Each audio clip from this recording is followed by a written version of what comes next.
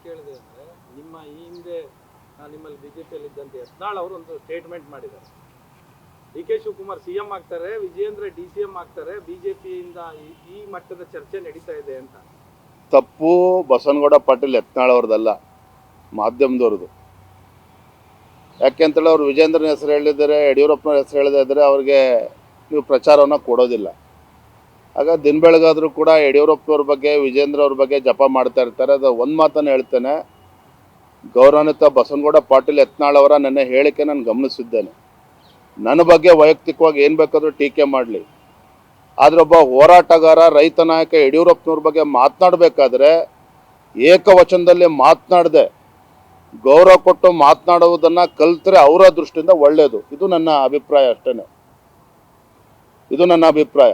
ಯಡಿಯೂರಪ್ಪನವ್ರ ಬಗ್ಗೆ ಏಕವಚನದಲ್ಲಿ ಮಾತನಾಡೋಕೆ ಇವ್ರು ಯಾರು? ಇವ್ರ ಸಾಧನೆ ಏನು?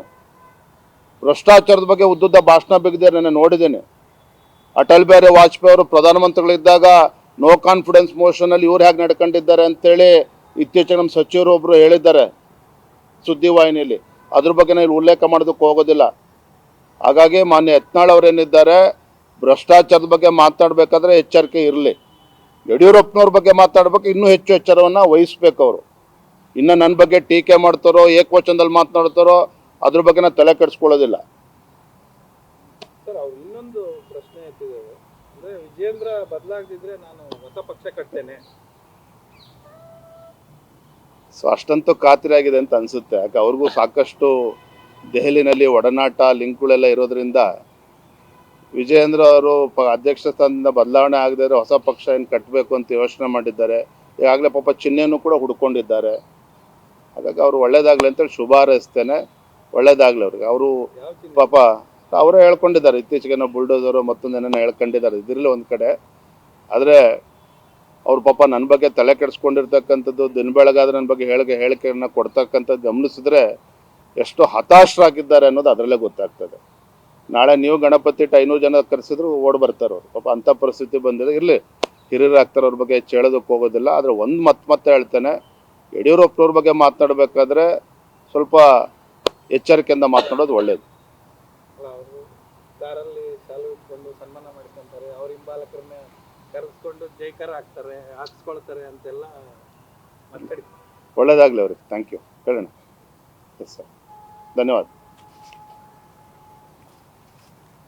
ಸರ್, ಇನ್ನೊಂದು ಸುದ್ದಿ ಓಡಾಡ್ತಾ ಇದೆ, ಡಿ ಕೆ ಶಿವಕುಮಾರ್ ಅವರು ಅಮಿತ್ ಶಾ ಅವರಿಗೆ ಬೇಕಾದವರು ಸಂಪರ್ಕದಲ್ಲಿ ಇದ್ದಾರೆ ಅನ್ನೋ ಥರದ ಒಂದು ಸುದ್ದಿ ಓಡಾಡ್ತಾ ಇದೆ.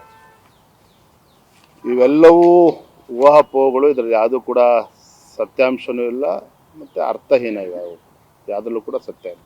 ಸರ್, ಬಿಜೆಪಿ ರಾಜ್ಯಾಧ್ಯಕ್ಷರನ್ನ ಬದಲಾವಣೆ ಮಾಡಲೇಬೇಕು, ಇಲ್ಲವಾದ್ರೆ ನಾವಷ್ಟೂ ಜನ ಬಹಿರಂಗವಾಗಿ ಬೆಂಬಲ ಸೂಚಿಸೋದಿಲ್ಲ ಅಂತ ವಾದಿಸ್ತಾರೆ. ಯಾರು?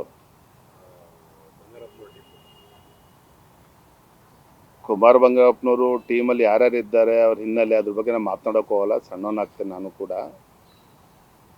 ಕಳೆದ ಕೆಲವು ದಿನಗಳಿಂದ ನಮ್ಮ ಪಕ್ಷದ ಎಲ್ಲ ಹಿರಿಯರನ್ನು ನಾನು ಭೇಟಿ ಮಾಡ್ತಾ ಇದ್ದೇನೆ.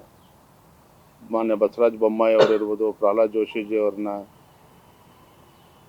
ಕಾರಜೋಳ ಅವ್ರನ್ನ, ಎಲ್ಲ ಪಕ್ಷದ ನಮ್ಮ ಸದಾನಂದ ಗೌಡಾಜಿ ಅವ್ರನ್ನೂ ಕೂಡ ಭೇಟಿಯಾಗಿದ್ದೇನೆ. ಎಲ್ಲ ಹಿರಿಯರನ್ನು ನಾನು ಭೇಟಿ ಮಾಡ್ತಾ ಇದ್ದೇನೆ. ಸಂಘಟನೆಯನ್ನು ಬಲಪಡಿಸುವಂಥ ನಿಟ್ಟಿನಲ್ಲಿ ಅವರ ಮಾರ್ಗದರ್ಶನ ಕೂಡ ನಾನು ಪಡಿತಾ ಇದ್ದೇನೆ. ಹಾಗಾಗಿ ಭಾರತೀಯ ಜನತಾ ಪಾರ್ಟಿನಲ್ಲಿ ಯಾವುದೇ ರೀತಿ ಗೊಂದಲಗಳಿಲ್ಲ.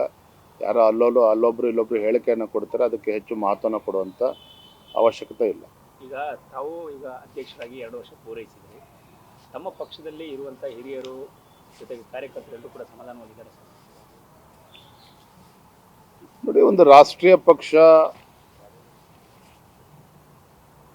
ಪಕ್ಷದ ನಮ್ಮ ವರಿಷ್ಠರು ಎಲ್ಲ ಹಿರಿಯರು ಯುವಕರಿಗೆ ಅಂತ ಒಂದು ಅವಕಾಶವನ್ನು ಕೊಟ್ಟಾಗ, ರಾಜ್ಯದ ಅಧ್ಯಕ್ಷ ಸ್ಥಾನವನ್ನು ನೀಡಿದಾಗ ಸಹಜವಾಗಿಯೇ ಈ ರೀತಿ ಸಮಸ್ಯೆಗಳು ಬಂದೇ ಬರ್ತದೆ. ಆದರೆ ಏನೇ ಸಮಸ್ಯೆಗಳು ಬಂದರೂ ಸಹ ಅದೆಲ್ಲವನ್ನು ಕೂಡ ಜೀರ್ಣಿಸ್ಕೊಂಡು ಸಂಘಟನೆ ಹಿತದೃಷ್ಟಿಯಿಂದ ಪಕ್ಷವನ್ನು ಬಲಪಡಿಸ್ತಕ್ಕಂಥ ನಿಟ್ಟಿನಲ್ಲಿ ನಾನು ಸಮಯವನ್ನು ಕೊಡ್ತಾ ಇದ್ದೇನೆ. ಇನ್ನು ಕಾರ್ಯಕರ್ತರ ಮಧ್ಯೆ ದುಡಿತಾ ಇದ್ದೇನೆ, ರಾಜ್ಯಾದ್ಯಂತ ಪ್ರವಾಸ ಮಾಡ್ತಾ ಇದ್ದೇನೆ. ಏನೋ ಸಣ್ಣ ಪುಟ್ಟ ಘಟನೆಗಳು ಹೆಚ್ಚು ತಲೆ ಕೆಡಿಸ್ಕೊಳ್ದೇನೆ ಪಕ್ಷವನ್ನು ಮುನ್ನಡೆಸ್ತಕ್ಕಂಥ ಕೆಲಸ ನಾನು ಮಾಡ್ತೇನೆ.